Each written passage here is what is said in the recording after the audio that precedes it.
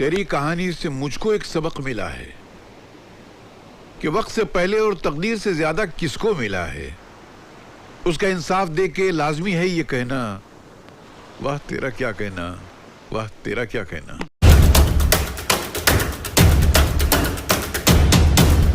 तो जैसे कि मैंने आपको पिछली वीडियो में रिपोर्टेड स्पीच के बारे में बताया था क्या कि रिपोर्टेड स्पीच दो टाइप के होते हैं, एक होता है डायरेक्ट स्पीच, एक होता है इनडायरेक्ट स्पीच। स्पीच का मतलब ही होता है बात करना, बातें करना। तो डायरेक्ट स्पीच का मतलब ही क्या हुआ, डायरेक्ट मतलब डायरेक्टली, तो डायरेक्टली स्पीच जब हम डायरेक्ट किसी से बात करेंगे वो डायरेक्ट स्पीच हुआ। और इनडायरेक्टली मतलब किसी के बारे में हम इनडायरेक्ट बताएंगे, इनडायरेक्ट बात करेंगे तो इससे इनडायरेक्ट स्पीच कहेंगे। जैसे कि मैं अपने दोस्त के साथ बात कर रहा हूँ तो मैं उससे डायरेक्टली बात कर रहा हूँ, किसी और की बात नहीं कर रहा हूँ, मैं उसी से उसकी बात कर रहा हूँ, तो वो क्या हुआ, वो डायरेक्ट स्पीच हुआ। अब मैं उसी दोस्त से किसी और के बारे में बात कर रहा हूँ, किसी थर्ड पर्सन के बारे में बात कर रहा हूँ, तो उसके लिए मैं इनडायरेक्ट स्पीच का यूज़ करूँगा। तो इतना आपको याद आ गया होगा कि मैंने रिपोर्टेड स्पीच में क्या क्या चीज़ें बताई थी, तो आपको इतना तो समझ में आ गया होगा। तो बिना टाइम वेस्ट किए जो मैंने इंट्रो में आपको सेंटेंसेस बताए थे उनको चेंज करना, उनको किस तरह से रिपोर्टेड स्पीच में डायरेक्ट टू इनडायरेक्ट में कैसे चेंज करेंगे उसको सीखते हैं। तो चलिए सीखते हैं। ये क्या है, ये एक्सक्लेमेटरी सेंटेंसेस है। तो एक्सक्लेमेटरी सेंटेंसेस होता क्या है, तो एक्सक्लेमेटरी सेंटेंसेस आप बस इतना याद रखिए कि वो इंटरजेक्शन होता है। मतलब जैसे कि मैंने कुछ ऐसी अच्छी खबर सुनी तो मेरे अचानक से मेरे मुंह से निकला क्या, खुशी से निकला क्या। अब मैंने कुछ अचानक से मुझे बहुत अच्छा लगा तो मैंने कहा हुर्रे, बहुत अच्छा लगा मुझे। तो उसी तरीके से जब मेरे को कुछ बुरा लगा तो मैंने शौक कि बुरा लगा, दुखी हुआ तो दुखी हुआ तो मैंने कहा अफसोस, ऐसी कोई बात सुनी तो मैंने कहा अफसोस। तो ये सब क्या है, ये सब एक्सक्लेम करना है, इंटरजेक्ट करना है, इंटरजेक्शन है।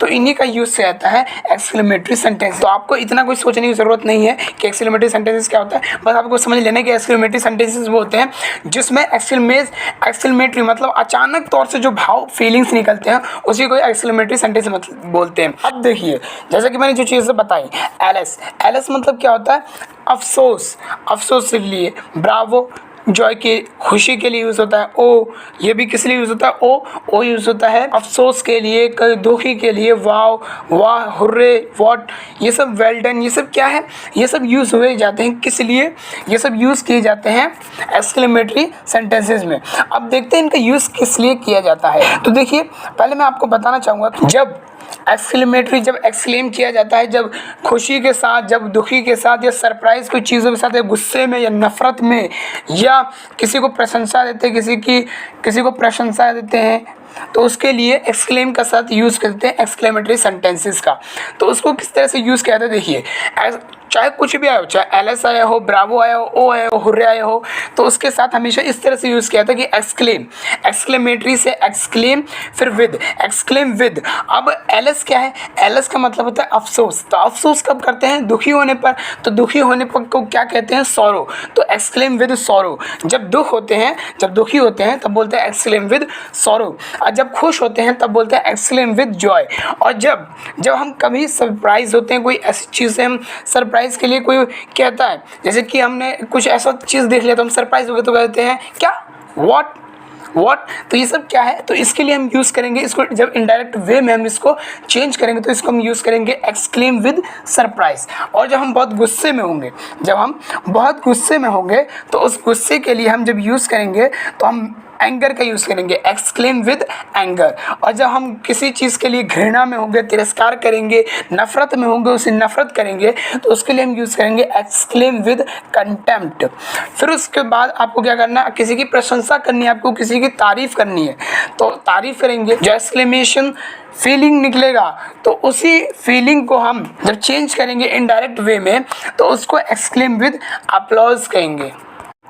और कभी हम ऐसे काम कर दिए जाते हैं कि हमें अफसोस होता है, पछतावा होता है, तो उस पछतावे के लिए जब यूज़ किया जाता है तो उसके लिए एक्सक्लेम विद रिग्रेट का यूज़ किया जाता है। तो यही चीज़ें यूज़ किया जाता है, exclaim with Joy, exclaim with sorrow, exclaim with surprise, exclaim with anger, exclaim with contempt, exclaim with applause, exclaim with regret. तो इन्हीं 7 चीज़ों का यूज़ किया जाता है एक्सक्लेमेटरी सेंटेंसेस के लिए। तो देखिए अब इनका यूज़ कैसे होगा, तो देखिए मैं आपको बहुत ही आसान तरीका बताता हूँ इसको समझने का। तो देखिए एलएस आएगा, या ब्रावो आएगा, ओ आएगा, वाव आएगा, तो ये सब आपको क्या देखना है, इसको देखना है कि बोलना क्या चाह रहा है। एलएस का मतलब ये होता है कि दुखी होना, शोक मनाना। तो ये क्या है, एलस। तो ये खुशी तो नहीं है, ये तो खुशी तो नहीं है, दुखी है। तो दुखी के लिए क्या होता है, दुखी के लिए सॉरो होता है, तो एक्सक्लेम विद सॉरो का यूज होगा। और ब्रावो, ब्रावो मतलब क्या होता है, जब हम खुश होते हैं तब इसका यूज करते हैं, तो इसके लिए क्या यूज होगा, exclaim with Joy, exclaim with Joy. अब हमें कुछ चीज़ें ऐसे अच्छी दिखी, वाओ बहुत अच्छी दिखी, तो उसके लिए हम क्या कहेंगे, जॉय में कहा हमने एक्सक्लेम विद जॉय। अब हम सरप्राइज हो गए तो व्हाट का यूज़ किया, तो अब व्हाट यूज़ किया तो किसी के लिए हम सरप्राइज हो गए, तो सरप्राइज हो गए तो उसके लिए हम इनडायरेक्ट वे में क्या कहेंगे, उसके लिए हम एक्सक्लेम विद सरप्राइज का यूज़ करेंगे। बस इतना सा क्लियर था, अब आपको समझ में आ गया होगा। अब इसके एग्जाम्पल को देखते ताकि आपको अच्छे से और समझ में आए। दिलकश said wow what a pleasant weather it is. दिलकश ने कहा वाह क्या प्लेजेंट वेदर है। तो इसको हमने डायरेक्ट वे में तो हमने बोल दिया, डायरेक्ट स्पीच में तो बोल दिया। अब इसको इनडायरेक्ट स्पीच में कैसे किया जाएगा, तो देखिए इसमें पहली बात इसमें क्या यूज़ किया गया, वाव। तो वाव किस लिए यूज़ किया जाता है, वाव यूज़ किया जाता है एक्सक्लेम विद जॉय, क्योंकि खुशी में वाव कह रहा है, बहुत ही खुश है, खुशी के साथ बोल रहा है, तो इसके लिए जॉय का यूज़ होगा। तो क्या होगा, दिलकश एक्सक्लेम्ड, जो सैड होगा, सैड हट जाएगा, सैड के बदले में एक्सक्लेम विद, और ये वाव होगा एक्सक्लेम और वाव, ये सैड और वाव था, इस दोनों के बदले में एक्सक्लेम विद जॉय आएगा और फिर उसके बाद दैट आएगा। तो ये आएगा Dilkash exclaimed with joy that it was a very pleasant weather. जो ये अब what a pleasant weather it is, जो इस तरह से लिखा था इसको हम रीअरेंज कर देंगे, it is a pleasant weather, that it is a pleasant weather. तो हमने इसको रीअरेंज कर दिया। पहली बात दिलकश सेड, दिलकश ने कहा wow what a pleasant weather it is, ये कितना अच्छा मौसम है। तो ठीक है, इतना तो हमें समझ में आ गया। अब इसको हम इनडायरेक्ट स्पीच में क्या कहेंगे, इनडायरेक्ट स्पीच में कहेंगे सैड को हम हटा देंगे, सैड का यूज़ नहीं करेंगे, और उसके बाद हम वाओ का भी यूज़ नहीं करेंगे, बल्कि उसके बदले हम यूज़ करेंगे एक्सक्लेम विद जॉय। तो दिलकश exclaimed with joy that, that का यूज़ करेंगे, फिर उसके बाद हम रीअरेंज कर देंगे, क्या रीअरेंज करेंगे, इज था, तो इज था तो वॉज कर देंगे, it was a very pleasant weather, it was a very pleasant weather. बस इतना सब क्लियर था, इतना समझ में आ गया। तो चलिए एक और एग्जांपल लेते हैं। The lady said oh my dog is dead, उसने कहा अफसोस करते हुए, ओह मेरा डॉगी तो मर गया, मेरा डॉगी तो मर गया। तो इसके लिए क्या होगा, तो इसके लिए यूज़ किया जाएगा इनडायरेक्ट वे में। तो हमें पता है सैड नहीं आएगा, इनडायरेक्ट जब इसमें एक्सक्लेमेटरी का यूज़ किया जाएगा, एक्सक्लेमेटरी सेंटेंसेस का यूज़ किया जाएगा, तो ओह ये सब जो चीज़ें होंगी उसमें सैड होगा, तो सैड का यूज़ नहीं करेंगे, ना ही ओह का यूज़ करेंगे, बल्कि हम इसको देखेंगे किस तरह से यूज़ किया जा रहा है। तो ये यूज़ कर रहा है दुखी वे में, कि ये दुखी के साथ बोल रहा है ओ मेरा डॉगी मर गया है, तो ये खुशी में थोड़ी कहेंगे, है ना, खुशी में तो नहीं कहेंगे, तो ये हम दुखी में कहेंगे। तो दुखी हम क्या कहते हैं, sorrow. The lady exclaimed with sorrow, the lady exclaimed with sorrow, फिर दैट का यूज करेंगे दैट, फिर माई डॉग इज डेड, तो माई डॉग इज डेड तो नहीं होगा, उसका डॉग है ना, तो हर डॉग वॉज डेड, तो ये पास्ट में करना है क्योंकि हम पास्ट की बात बता रहे हैं, तो was dead, was dead. The lady exclaimed with sorrow that her dog was dead. तो इतना तो आपको समझ में आ गया। अब क्या होगा जब कहा जाएगा we said what a nice place it is, what a nice place it is, तो ये इसने किस तरह से बोला, what a nice place it is, तो ये जो क्या प्लेस है, तो ये जो क्या यूज़ हुआ है, ये क्या किस तरह से यूज़ हुआ है, ये हम किस तरह से यूज़ करें, आप खुद ही देख, क्या नाइस प्लेस है, तो हमने खुश होकर ही तो कहा होगा। अगर कुछ कह रहे हैं, हम ये कह रहे हैं बहुत ही अच्छा प्लेस है, तो क्या हम दुखी में कह रहे हैं, नहीं ना, हम गुस्से में कह रहे हैं, नहीं, सरप्राइज होकर कह रहे हैं, नहीं, किसी की प्रशंसा कर रहे हैं, नहीं, हम तो खुशी से बोल रहे हैं वो क्या है, ये क्या नाइस प्लेस है ये, तो इसलिए हम जॉय का यूज़ करेंगे, है ना। तो वी सैड और वाव तो नहीं आएगा, तो we exclaimed with joy, we exclaim with joy that, that का यूज़ होगा, फिर उसके बाद इट वॉज, तो हम क्या करेंगे, a nice place it is, तो रीअरेंज कर देंगे इसको, क्या करेंगे हम, रीअरेंज कर देंगे, तो इट इज़ की जगह it was a nice place, it was a very nice place. तो इतना से बस क्लियर था, इतना बस आ गया। अब देखते हैं कुछ ऐसे ही एक और एग्जाम्पल लेते हैं ताकि आपको और अच्छे से समझ में आए। तो देखिए जैसे कि मैंने एग्जाम्पल लिया, he said what a fool I am, उसने कहा क्या बेवकूफ़ हूँ मैं, मतलब मैं क्या बेवकूफ़ हूँ। वो पूछ नहीं रहा है, वो कह रहे क्या मैं बेवकूफ़ हूँ, मतलब क्या मैं बेवकूफ़ वाला काम करता हूँ। तो ठीक है, वो अपने आप को इस तरह से कह रहे हैं। तो हम जैसे कि हाँ अपने आप को कहते हैं, जब हम कोई ऐसी बेवकूफ़ वाला काम कर देते हैं तो हम कहते ही ज़रूर हैं। तो उसी तरह से वो कह रहा है अपने आप को, ठीक है। तो अपने आप को कह रहा है, तो वो सेड और व्हाट, तो सेड की जगह पे हम क्या कहेंगे, सेड की जगह पे एक्सक्लेम आएगा। तो ये क्या कह रहा है, ये एक चीज़ तो पहला है दुखी है, ठीक है, दुखी के साथ बोल रहा है, और एक और चीज़ क्या कर रहा है, पछतावा कर रहा है, पछतावा कर रहा है, रिग्रेट कर रहा है। तो इसको हम क्या कह सकते हैं, इसको हम कह सकते हैं he exclaimed with regret that he was a big fool, he was a big fool. जो आई एम था, आई एम तो नहीं होगा क्योंकि अपनी बात कर रहा था, लेकिन अब ये इनडायरेक्टली हम बात कर रहे हैं, इनडायरेक्टली हम किसी और को बता रहे हैं, तो इसको हम ये थोड़ी बोलेंगे वो मैं फूल हूँ, ये थोड़ी बोलूँगा, मैं तो उसके बारे में बता रहा हूँ। तो he was a big fool, he was a big fool. अब आप सोच रहे होंगे कि मैंने सौरव भी बोला, तो क्या सौरव नहीं आएगा इसमें, सौरव भी तो है, क्योंकि ये दुखी में तो बोल रहा है कि क्या मैं बेवकूफ़ हूँ, तो सौरव नहीं आएगा, बिल्कुल सौरव भी आ सकता है। He exclaimed with Sourav that he was a big fool. आप चाहे तो इसमें सौरव भी लिख सकते हैं, रिग्रेट भी लिख सकते हैं, लेकिन इसमें जो सेंटेंस यूज़ हो रहा है ना, तो सेंटेंस बिल्कुल अच्छे तरीके से इसमें जो फिट हो रहा है वो रिग्रेट फिट हो रहा है। अगर आपने सौरव भी लिख दिया ना तो आपके मार्क्स नहीं कटेंगे, आपके मार्क्स बिल्कुल नहीं कटेंगे। लेकिन जो चीज़ मैं बता रहा हूँ फिट होने की, तो वो जो फिट हो रहा है रिग्रेट हो रहा है। तो आप खुद ही देख सकते हैं, रिग्रेट पछतावा कर रहा है कि मैं क्या फूल हूँ, क्या मैंने काम कर दिया, क्या मैंने काम कर दिया, पछतावा ही तो कर रहा है ना, तो पछतावा कर रहा है तो रिग्रेट लगा देंगे तो ज़्यादा अच्छा रहेगा, बिल्कुल अच्छा रहेगा, बिल्कुल फिट बैठ रहा है इसके सेंटेंस में कि किस तरह से यूज़ हो रहा है। तो इतना तो आपको समझ में आ गया। अब इसी तरह से जो चीज़ें मैंने एक्सक्लेमेटरी सेंटेंसेस के एक्सक्लेमेशन मार्क्स जो मैंने बताए हैं, इसी तरह से सब यूज़ किए जाएंगे। अब वो आपको कैसे समझ में आएगा, वो आपको इस तरह से समझ में आएगा जब आप उसकी प्रैक्टिस करोगे। अब वो प्रैक्टिस आप कहाँ से करोगे, तो वो प्रैक्टिस आपको करनी कहाँ से है, तो अब वो प्रैक्टिस कहाँ से कर सकते हो, वो प्रैक्टिस आप हमारे PDF से कर सकते हो, जिसका लिंक आपको डिस्क्रिप्शन में मिल जाएगा, वो आप उससे कर सकते हो और अपना प्रैक्टिस कर सकते हो। तो अभी कहीं मत जाइए, अभी पूरा का पूरा वीडियो देखिए, क्योंकि अभी और भी चीज़ें मुझे बतानी बाकी है।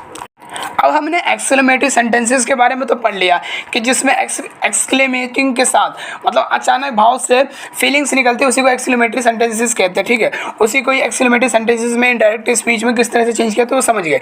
लेकिन जब हम ऑप्टिवेटिव सेंटेंसेस में जाएंगे तो ऑप्टिवेटिव सेंटेंसेस क्या होता है, तो ऑप्टिवेटिव सेंटेंसेस वो होता है जिसमें आशीर्वाद दिया जाता है, प्रार्थना की जाती है, कुछ विशेष मांगी जाती है, या किसी को श्राप दिया जाता है, अभिशाप दिया जाता है, बद्दुआ दी जाती है, दुआ दी जाती है, तो उसी को ऑप्टिवेटिव सेंटेंसेस कहा जाता है। अब वो कैसे होगा, जैसे कि मैंने कहा मे यू डाई, तुम मर जाओ, तुम मर जाओ, ये क्या है, मैं श्राप दे रहा हूँ, उसको बद्दुआ दे रहा हूँ। अब मैं दुआ दे रहा हूँ कि तुम्हारे कारोबारों में दिन दूनी रात तरक्की हो, तो ये क्या है, ये क्या कर रहा हूँ, मैं प्रार्थना कर रहा हूँ, ये दुआ कर रहा हूँ। तो ये जो मैं दुआ कर रहा हूँ ये सब क्या है, ये ऑप्टिवेटिव सेंटेंसेस है। बद्दुआ, दुआ, दुआ करना, बद्दुआ देना, दुआ करना, किसी को आशीर्वाद देना, ब्लेस देना, इच्छा करना, तो ये सब क्या है, ये सब ऑप्टिवेटिव सेंटेंसेस है। तो इतना तो समझ में आ गया होगा। अब इसको यूज़ कैसे करेंगे रिपोर्टेड स्पीच में, तो देखिए डायरेक्ट स्पीच में इसको इस तरह से यूज़ करेंगे।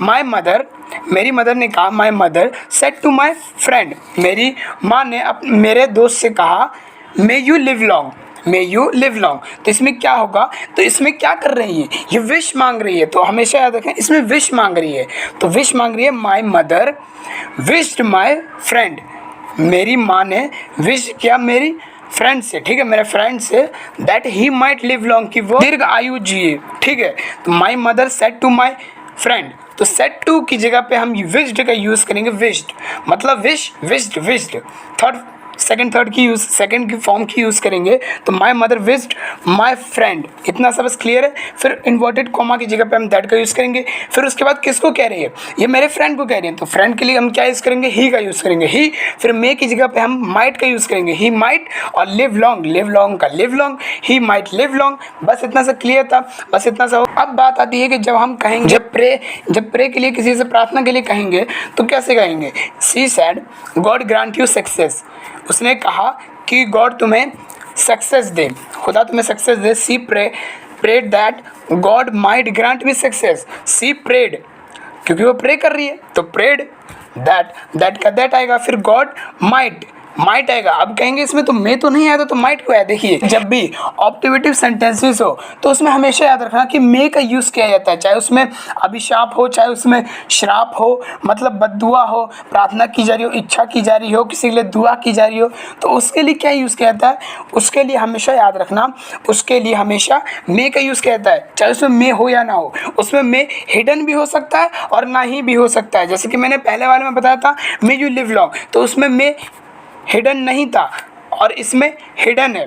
तो हिडन तो हमेशा याद रखना, जब भी प्रे किया जाता है तो उसमें मे ज़रूर होता है। तो ये मत समझना कि इसमें मे नहीं है तो हम मे नहीं लगाएंगे, बल्कि हम इसको कहेंगे गॉड ग्रांट मी सक्सेस, ये नहीं कहेंगे। इतना ठीक है। अब आपको कुछ समझ में नहीं आ रहा होगा कि आपको एक चीज़ खटक रही होगी कि गॉड ग्रांट यू सक्सेस, तो इसमें आई का तो यूज़ नहीं हुआ, तो इसमें मी का यूज़ क्यों किया गया है?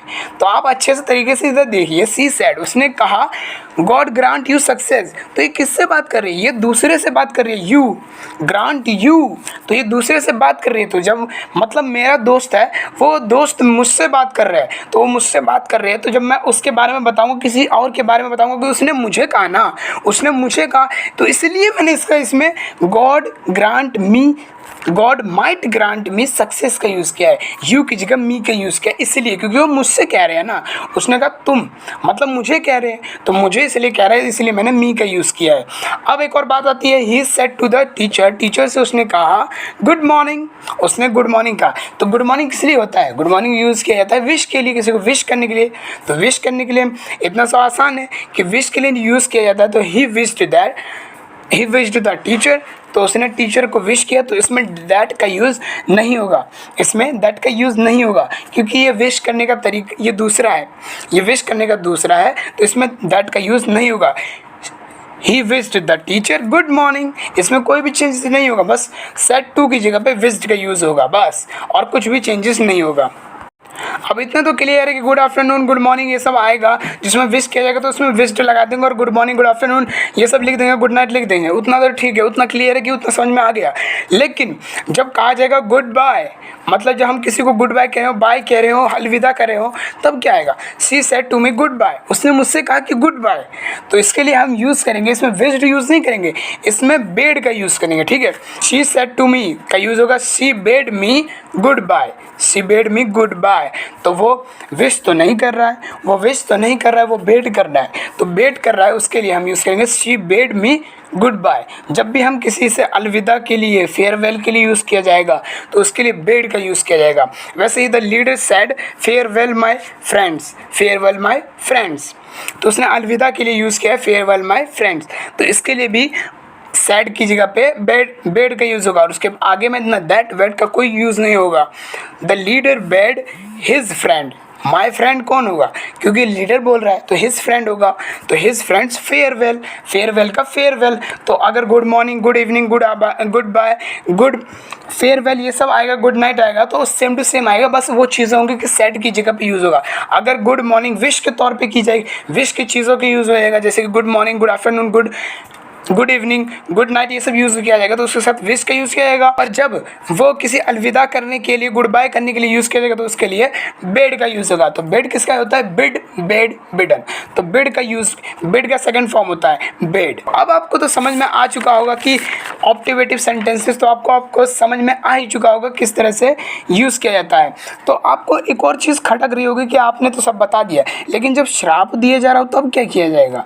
जब किसी को कहा जाएगा कि तुम तो बद्दुआ दीजिए कि तुम मर जाओ या कुछ भी हो जाओ, या कुछ भी ऐसे कहा होगा कि तुम्हारे कंपनी डूब जाए, या कुछ भी ऐसे कहा जाता है, तो उसके लिए क्या यूज़ किया जाएगा? उसके लिए क्या यूज़ किया जाएगा? तो उसके लिए कोई अलग चीज़ है? नहीं, उसके लिए कोई अलग चीज़ नहीं है। तो आपको मैं एक और एग्जांपल देना चाहूँगा। ही सेड टू हर, उसने उससे कहा मे यू डाई, तुम मर जाओ, तुम मर जाओ। तो ही कर्स्ड, कर्स मतलब होता है श्राप देना, बद्दुआ देना, अभिशाप देना, तो उसके लिए इसके यूज़ किया जाता है। तो आपको सेड टू की जगह कर्स्ड का यूज़ करना है, कर्स्ड का यूज़ करना है। फिर उसका ही कर्स्ड हर, दैट का यूज़ होगा she might die, she might die. You किसी लिए बोल रहा है? वो हर को बोल रहा है, शी, फिर मे की जगह पे माइट और डाई का डाई, शी माइट डाई, इसी तरह से यूज़ होगा। अगर वो किसी को ब्लेसिंग दे रहे हो, किसी को ब्लेसिंग दे रहे हो, विश कर रहे हो, प्रे कर रहे हो, तो उसके लिए यूज़ किया जाएगा। अगर ब्लेस किया जाएगा तो सेड टू की जगह पे ब्लेस्ड आएगा। अगर किसी के लिए विश किया जा रहा हो तो सेड टू की जगह पे विश्ड आएगा। अगर किसी के लिए प्रे किया जा रहा होगा तो सेड होगा या सेड टू होगा, तो उसके लिए प्रेड का यूज़ किया जाएगा। और अगर किसी के लिए अभिशाप दिया जाएगा, बद्दुआ दिया जाएगा, तो उसके लिए कर्स्ड का यूज़ किया जाएगा। तो इतना तो क्लियर है। अब कुछ ऐसे भी सेंटेंसेस है जो आपको पता होना चाहिए, जैसे कि ही सेड टू मी, उसने मुझसे कहा do you have a cup of coffee please, तो इसके लिए यूज़ किया गया है ही सेड टू मी, उसने मुझसे कहा do you have a cup of coffee please, क्या तुम कॉफ़ी लेना चाहोगे। पोलाइटली मैंने किसी से रिक्वेस्ट किया क्या कि तुम लेना चाहोगे, तो उसके लिए क्या होगा, उसके लिए कुछ नहीं होगा। आपको इंपेरेटिव सेंटेंस का याद है ना कि इंपेरेटिव सेंटेंस किस तरह से यूज़ होता है, तो आपको याद होगा कि सेड टू होगा तो ऑर्डर के लिए यूज़ होगा, तो ऑर्डर के लिए ऑर्डर्ड हो जाएगा, और रिक्वेस्ट के लिए होगा तो रिक्वेस्ट हो जाएगा। तो इसमें क्या कर रहा है, तो इसमें रिक्वेस्ट कर रहा है तो रिक्वेस्टेड हो जाएगा। ही रिक्वेस्टेड मी, उसने मुझसे रिक्वेस्ट किया have a cup of coffee, to have a cup of coffee. He requested me to have a cup of coffee. इसमें ना डू होगा ना यू होगा यूज़, और ना ही प्लीज़, प्लीज़ की जगह पे रिक्वेस्ट तो यूज़ हो चुका है, तो ना ही इसमें डू और यू का यूज़ होगा और ना ही प्लीज़ का यूज़ होगा। तो इतना आपको क्लियर हो चुका होगा। अब देखिए शी सेड टू अब्दुल, उसने अब्दुल से कहा do come again, do come again, क्या तुम वापस आ सकते हो। तो इसमें क्या कर रहा है, ये भी रिक्वेस्ट के लिए ही कह रहा है, इसमें प्लीज़ नहीं आया है, लेकिन वो रिक्वेस्ट से बोल रहा है ना डू कम अगेन, क्या तुम वापस आ सकते हो। तो इसमें जो ये यूज़ कर रहा है तो रिक्वेस्ट के लिए कर रहा है, तो रिक्वेस्टेड आएगा। She requested Abdul to come again, to come again, डू नहीं आएगा बल्कि टू आएगा, टू कम अगेन। बस इतना सा क्लियर था, इतना आसान था, क्लियर हो गया, समझ में आ गया। बात आती है कि ये किस तरह से यूज़ होगा, मुझे जाने दो, खाने दो, वहाँ रहने दो, आने दो, खाने दो, करने दो, ये इन सब के लिए किस तरह से यूज़ होगा, तो इसके लिए लेट यूज़ होता है। तो लेट किस तरह से यूज़ होगा देखिए, जैसे कि she said to his friend, उसने अपने फ्रेंड से कहा let us go to market, चलो चलते हैं मार्केट। तो इस किस लिए यूज़ होगा, तो वो किस लिए यूज़ कर रही है, तो वो यूज़ कर रही है सजेस्ट कर रही है, वो क्या कर रही है सजेस्ट कर रही है। ही सजेस्टेड, वो सजेस्ट कर रही है, सजेस्टेड टू हर फ्रेंड, वो अपने फ्रेंड से सजेस्ट कर रही है।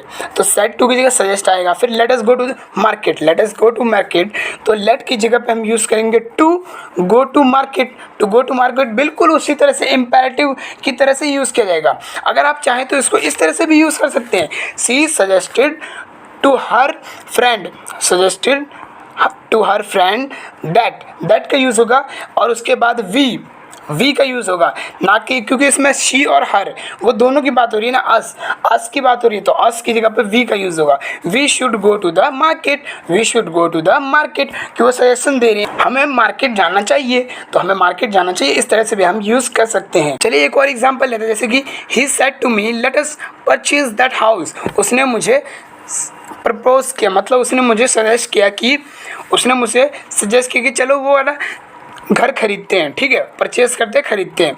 ही प्रपोज टू मी, या advice to me, he propose to me to purchase that house, बिल्कुल इंपेरेटिव तरीके से यूज़ किया।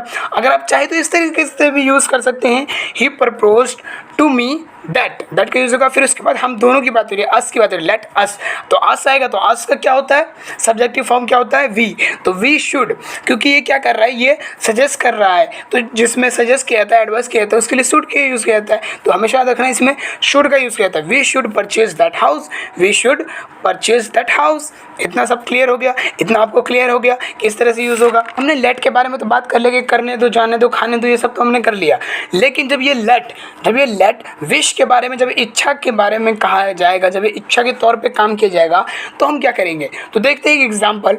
द स्टूडेंट सेड, स्टूडेंट ने कहा लेट मी टेक फूड, मुझे फूड खाने दो, मतलब मुझे खाने दो, तो इसके लिए क्या है, ये विश कर रहा है, तो विश कर रहा है तो इसमें कोई चेंज नहीं होगा, सैड का सैड ही रहेगा। द स्टूडेंट सैड दैट, उसने कहा कि ही शुड टेक फूड, कि उसे खाना खा लेना चाहिए, बस इतने से क्लियर। फिर उसके बाद एक और एग्जांपल ले सकते हैं, जैसे कि द लेडी सेड, कि लेडी ने कहा let me have an ice cream pack, कि मुझे एक आइसक्रीम पैक खाना चाहिए, ठीक है, तो इतना समझ में आ गया। अब इसमें क्या करेंगे, इसमें कुछ नहीं करना है आपको, क्योंकि विश हो रहा है, विश की बात है, तो इसमें कोई चेंजेस नहीं होगा। The lady said that she she होगा क्योंकि लेट मी किसकी बात हो रही है, लेडी की बात हो रही है, तो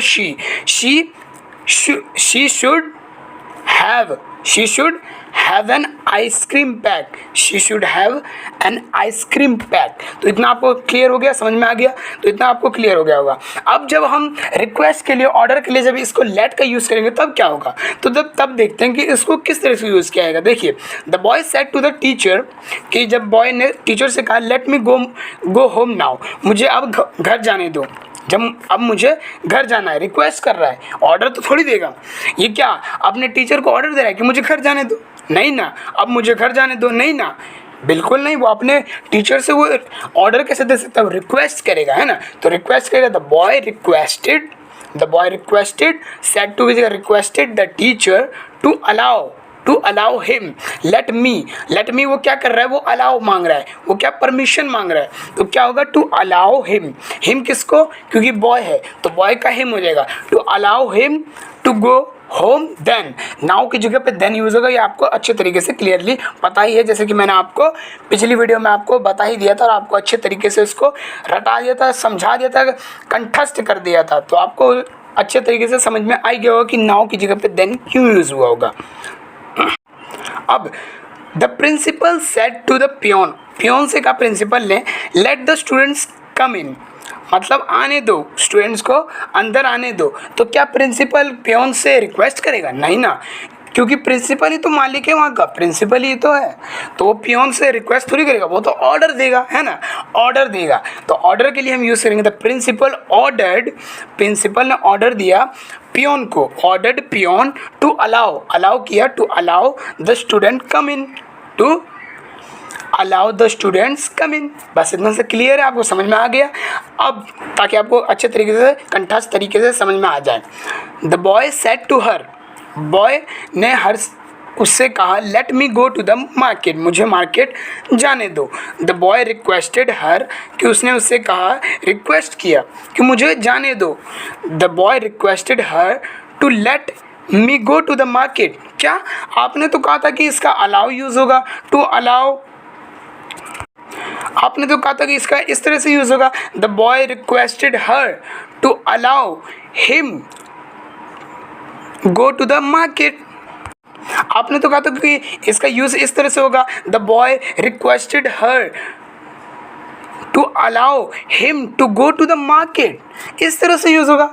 लेकिन आपने तो ये कहा कि the boy requested her to let me go to the market. क्या इस तरह से भी यूज हो सकता है क्या? हाँ, बिल्कुल इस तरह से भी यूज हो सकता है।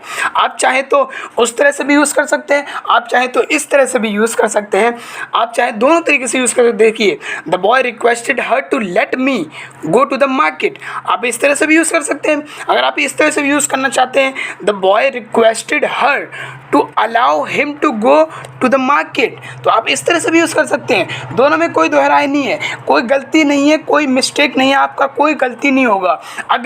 अगर उसमें ऑप्शन दिया होगा कि इसमें टू अलाउ लिखा होगा और उसमें ये to let me go to the market नहीं लिखा होगा, तो आप कंफ्यूज मत होना, क्योंकि दोनों यूज़ हो सकता है। अगर आपको ऑप्शन दिया टिक करने का, तो आपको टू लेट मी नहीं दिया है, टू अलाउ दिया है, तो आप उस पर टिक कीजिए। अगर ये दिया तो आप इस पर टिक कीजिए। अगर आपको कोई अलाउ नहीं दिया, आपका रिटर्न है, तो आपकी मर्जी, आप दोनों में से लिख सकते हैं, क्योंकि दोनों ही सही है, कोई गलती नहीं। जाते जाते मैं आपको कुछ चीज़ें बताना चाहूँगा कि देखिए, जैसे कि हम कोई स्टोरीज़ पढ़ते हैं, कोई चैप्टर्स पढ़ते हैं जिसमें नरेशन की जाती है कि फादर के बाद में कॉलन आता है, 2 डॉट आते हैं, उसके बाद में वो बोलते हैं कि फादर ने ये कहा है, कि ये फादर ने कहा है, मदर ने कहा है, कि इसने ये कहा है, उसने ये कहा है। तो उस तरीके को वो क्या है, वो डायरेक्ट होता है। वो क्या होता है? वो डायरेक्ट होता है। तो उसको इनडायरेक्ट वे में किस तरह से चेंज किया है, तो वो भी तो एग्जाम में आता है। तो उसको करने का क्या तरीका है, उसको कैसे करेंगे, तो उसको आपको घबराने की कोई ज़रूरत नहीं है। आपको क्या करना है, मैं आपको एक एग्जाम्पल दूंगा, एक तगड़ा एग्जाम्पल, उसी से आपको समझ में आ जाएगा और आप आराम से लिख सकते हो। इसमें कोई अलग चीज़ नहीं है, जो चीज़ें मैंने अभी तक बताई है ना, वही सब चीज़ें यूज़ की जाती है। जैसा कि स्टार्ट करता हूँ, फादर ने कहा you seem so tired take some rest. तो मैं इसकी हिंदी ना बता के मैं इसको सीधा ही ट्रांसलेट करना चाहूँ, इसको चेंज करना चाहूँगा इनडायरेक्ट वे में, ठीक है। तो मनोज ने कहा I can't even think of relaxing, I have lots of homework to do. फिर मदर ने कहा you should not take so much stress, ठीक है। फिर Manoj don't worry please give me a hot cup of tea. Father ने कहा था, तो किस तरह से कहा था? सेड, फादर सेड ठीक है। फादर सेड किसको कहा था पता नहीं, सेड किसको कहा था मनोज को, ठीक है, मनोज को कहा था। तो फादर सेड टू मनोज, तो उसमें डॉट नहीं है, डॉट आया था तो उसमें सेड टू तो नहीं आता कि हम टोल्ड कर दे, नहीं आया था, तो इसके बदले हम सेड टू का यूज़ करेंगे, ठीक है। तो इसको हम इनडायरेक्ट में सेड टू का यूज़ करेंगे। Father said to Manoj that he seemed so tired and advised him to take rest, ठीक। फिर मनोज ने कहा, मनोज ने रिप्लाई किया, Manoj replied that he could not even thinks of relaxing as he had lots of homework to do. फिर father ने advice दिया, mother ने एडवाइस दिया, है ना, मदर ने एडवाइस दिया, द मदर एडवाइज्ड हिम, किसको एडवाइस किया, अपने बेटे मनोज को, not to take so much stress, मतलब ज़्यादा टेंशन स्ट्रेस मत लो। फिर मनोज ने बताया अपने फादर को, क्या बताया, Manoj told his father not to worry, अपनी मम्मी से कहा, फादर से नहीं कहा बल्कि मम्मी से कहा, sorry, Manoj told his mother, अपनी मदर से कहा नॉट टू वरी, घबराने की कोई ज़रूरत नहीं है, and to give me a hot cup of tea, घबराने की कोई ज़रूरत नहीं है और मुझे एक गर्म चाय की प्याली दे दो, एक कप चाय दे दो। तो इसमें आपको कुछ समझ में आया, क्या चीज़ें आपको समझ में आई, जो चीज़ें मैंने आपको पढ़ाई थी, क्या वो चीज़ें इसमें आई, बिल्कुल आपने जो चीज़ें पढ़ाई थी बिल्कुल इसमें आया। यू सीम सो टायर्ड, तो सीम ये क्या है, ये बता रहा है, किसकी बात बता रहा है, ये बात बता रहा है प्रेजेंट की, तो हमने इसको क्या किया, इसको हमने पास्ट में यूज़ कर दिया, टेक सम रेस्ट। तो ये क्या है, ये एक इम्पेरेटिव है जिसमें सजेशन दिया जा रहा है, तो ये आपने ये भी बता रखा है कि इसको किस तरह से यूज़ किया जाएगा, तो ये भी मैंने आपको बता दिया, आंसर भी आपके सामने ही है। फिर उसके बाद मनोज ने कहा कि आई can't even think of relaxing, जब उसके फादर ने मनोज से कहा कि तुम बहुत थके हुए दिख रहे हो, तुम्हें रेस्ट करना चाहिए, रेस्ट कर लो, तो मनोज ने रिप्लाई किया होगा ना, रिप्लाई किया, आई can't even think of relaxing, मैं आराम करने की सोच ही नहीं सकता। तो इसका हम इंडायरेक्ट में क्या करेंगे, कांट है तो कांट का हम कुड करेंगे। कांट का कुड क्यों करेंगे, क्योंकि मोडाल में जब भी कैन का यूज़ किया जाता है तो कैन का कुड हो जाता है, तो हमको ये तो मालूम है कि क्योंकि हमने पिछली वीडियो में पढ़ लिया था और समझ भी लिया था, तो इसलिए हमने कैन की जगह पे कुड का यूज़ किया। फिर उसके बाद I have lots of homework to do, तो हैव की जगह पे हैड होगा। फिर उसकी मदर ने मनोज से कहा you should not take so much stress, तो उसने क्या कहा कि तुम्हें स्ट्रेस नहीं लेना चाहिए, तो उसकी मम्मी ने उससे क्या कहा, उसे एडवाइस दिया, उसे सलाह दी कि तुम्हें इतना स्ट्रेस नहीं लेना चाहिए। तो उसने क्या, तो इसका क्या होगा, आसान सा है कि किसको कहा था, advised him, mother advised him, Manoj को कहा था तो इसलिए हिम, और फिर शुड नहीं आएगा बल्कि उसकी जगह पे not to take so much stress आएगा। बस इतना सा क्लियर था, आसान है, जो चीज़ें मैंने अभी पढ़ाई थी। फिर मनोज ने क्या कहा था, तो मनोज ने कहा था डोंट वरी, घबराओ नहीं, please give me a hot cup of T, मतलब गरम गरम चाय दो मुझे। अगर ये वीडियो आपको अच्छी लगी हो तो लाइक ज़रूर कर दे, अपने दोस्तों में शेयर ज़रूर कर दे ताकि वो भी इस वीडियो का फ़ायदा उठा सके। और अगर आप इस चैनल पर न्यू हैं तो सब्सक्राइब कर लें और बेल आइकन पर क्लिक करना बिल्कुल ना भूलें। और आपको कोई भी क्वेरी हो तो कमेंट बॉक्स में कमेंट ज़रूर करें। और बात रही पीडीएफ की, तो आपको वो डिस्क्रिप्शन में मिल जाएगा, जिसका लिंक आपको डिस्क्रिप्शन में मिल जाएगा, आप उससे डाउनलोड कर सकते हैं और प्रैक्टिस कर सकते हैं। और उसमें कोई भी आपको क्वेरी प्रॉब्लम हो तो कमेंट बॉक्स में बेझिझक कमेंट कर सकते हैं, मैं आपका कमेंट देने की ज़रूर से ज़रूर कोशिश करूँगा। आज के लिए इतना ही, मिलते हैं अगली वीडियो में, तब तक के लिए बने रहे एडुस्टेबल आंसर के साथ।